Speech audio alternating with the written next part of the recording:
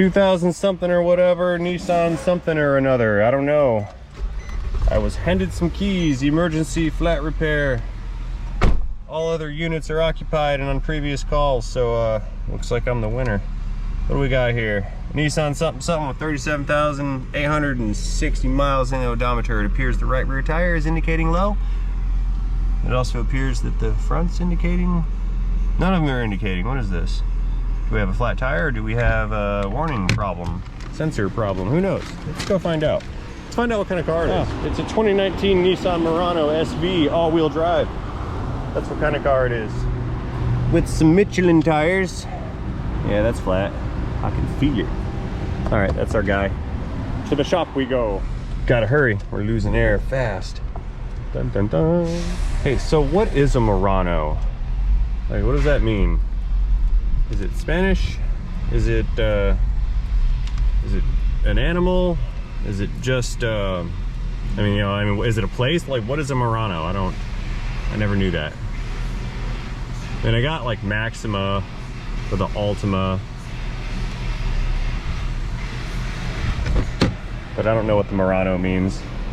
I mean, Pathfinder, that's self-explanatory. I would expect no less out of the Chrysler of Japan. Seriously, like the Chrysler Crossfire. Sounds very close to Misfire. Dad joke. Look at that, I caught him doing it again. But this time, I'm just gonna do this. There, just throw that under there. He'll get it, he'll figure it out. Oh, wait. Put it a little closer to the tire here. There, oh, he's back early, hang on. Let's see what happens. We're doing it again. No.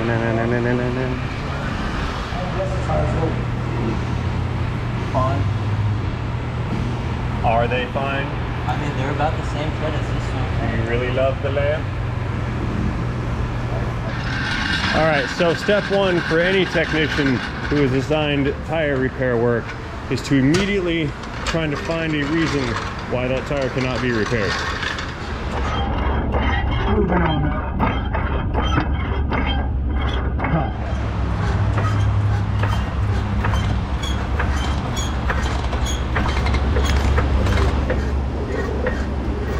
We have blue.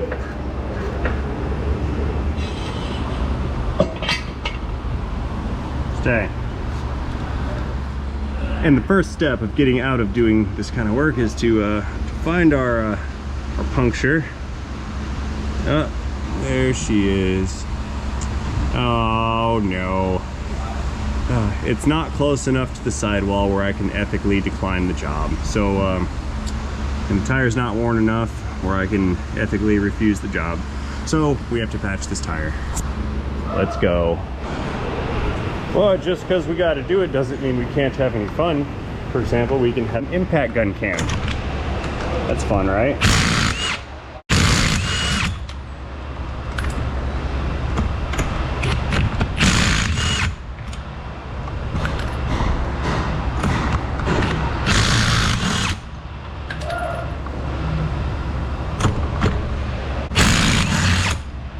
There we go. You guys stay over there. Tire, you're coming with me. Yes, there's a jack stand right down there. There we go. Let's pull all the rest of the air out of it. Begin deflation process now.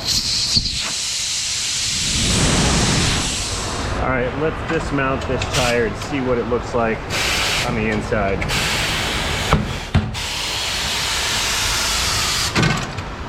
Breaking the beads right now. The bead is the contact point where the rubber meets the rim. Inside of said bead, there's large steel bands that make up the inner structure. That's where the support comes from. The steel is woven, contained inside of the rubber.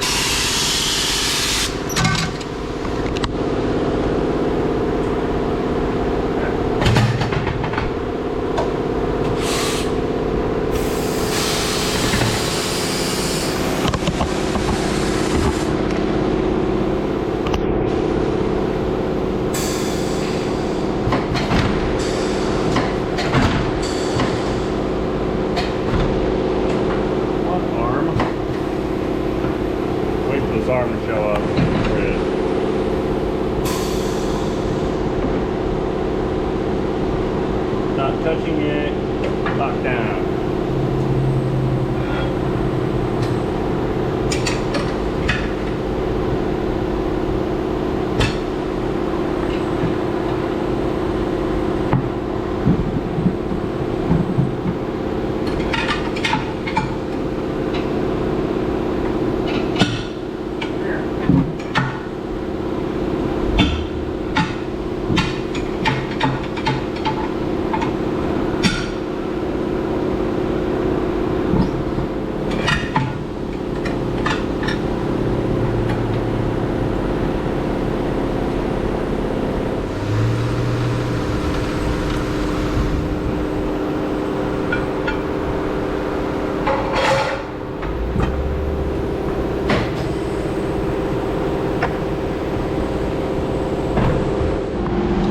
With the tire dismounted, we want to inspect the area on the sidewalls right around here, and you're upside down, but right over here. You want to check for damage there that could indicate that the tire was run flat and then driven around. It'll actually damage the inside structure of the tire if it is run flat. Similar to the phenomenon when you keep bending and bending and bending a paper clip, how it breaks off in the middle wherever the bend occurred. It gets real hot, then it breaks. That's exactly what happens to the inside of a tire. It gets real hot from being run flat and it starts to break. And one of the key indicators that you've got serious damage is the rubber will actually start to flake off at that hot spot, and it'll end up with a giant ball of powderized rubber inside of the tire. Once that occurs, the tire is no longer serviceable or repairable and must be replaced. This particular tire, though, is serviceable and repairable. There's our puncture. Looks like a roofing nail. I'm just gonna pop that guy out of there and throw a patch on this. That'll seal the deal. Okay, first things first, I'm gonna get a hold of the head of this nail from the outside with these needle noses and then pull it out.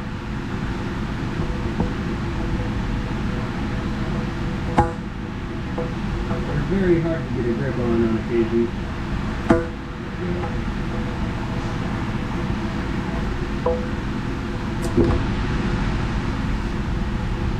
Got it. And we're just gonna mark off this area so we know where the puncture is. Now the first thing I'm gonna do is buff this area out, and then we're going to clean it. Now a lot of manuals and a lot of people tell you you're supposed to clean it first and then buff it. I think that's silly because the buffer removes material, so I'm gonna buff it first and then clean it. I've been doing it that way for 20 years and I'm not gonna stop now.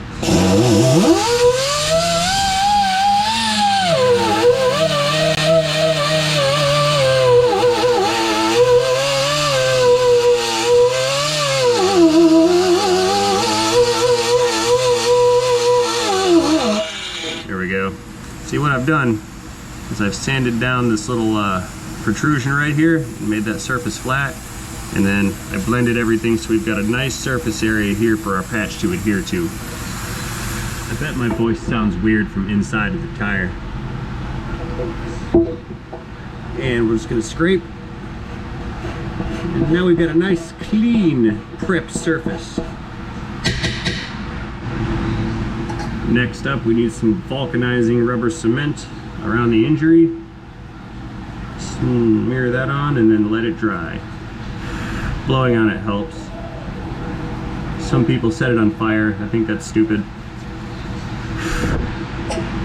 Okay, so here is our patch. We've got a flat patch, and we've got the little rubber stem sticking out of it, and that is shielded by this pointy metal business right here.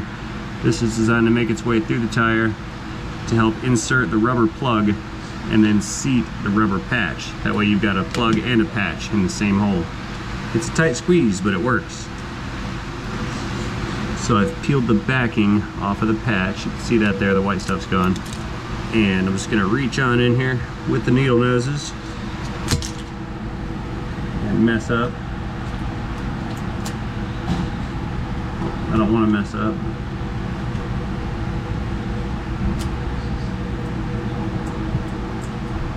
And we're going to feed this metal pointer right through the same injury. There. Now I'm going to reach around from the outside, reach around, and pull it all the way through. Here she goes.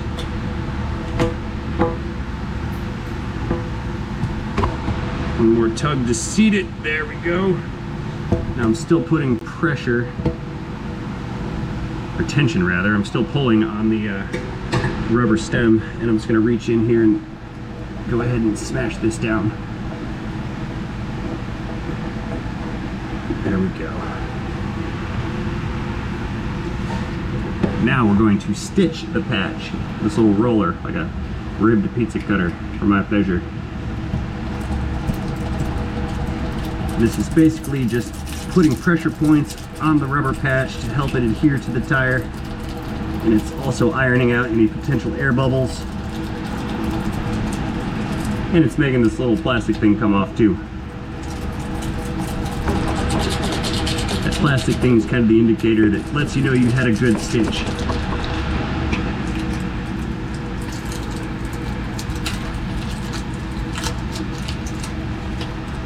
There we go. Oh, dang. Sorry, guys. I just low-key gave like a million people the finger. Oops. Alright, last but not least, this part is usually not required unless somebody like grinds down into the structure of the tire. But I'm going to put some sealant over this just to kind of paint the area and make a smoother transition between the patch and the rubber. And seriously, I hope the audio is okay because I'm getting a lot of feedback in real time, so I hope you guys are all right. So anyway, the patch is ready, the tire has been repaired. This patch will outlive the legal life of the tire. This is good to go, and it can be operated with supreme confidence. So I'm gonna go head back over to the tire mounting machine. We're gonna get this thing mounted back on and rebalanced. I'll see you guys over there at the car. Okay, almost done.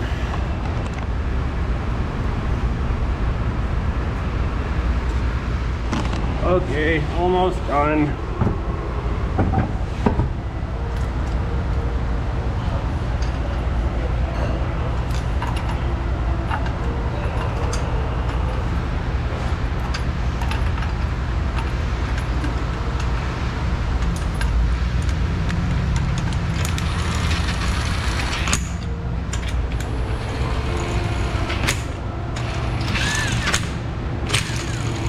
Non-clicks.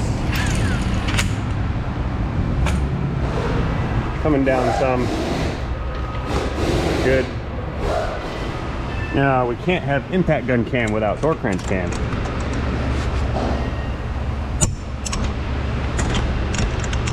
And everybody loves torque wrench cam. Click. It's multi-directional sequential click action. How could you not?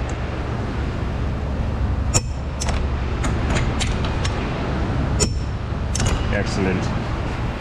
All the way down. Alrighty, ladies and gentle creatures. I believe this will bring this video to conclusion. This operation is complete. We have achieved success. As always, I'd like to thank you for watching this video. I hope you enjoyed this video. If you did enjoy this video, let me know about that in the comment section down below. If you did not enjoy this video, tell me why, and I'll see what I can do better. So, as always, thank you for watching, and most importantly, don't forget to have yourself a great day. See you guys later.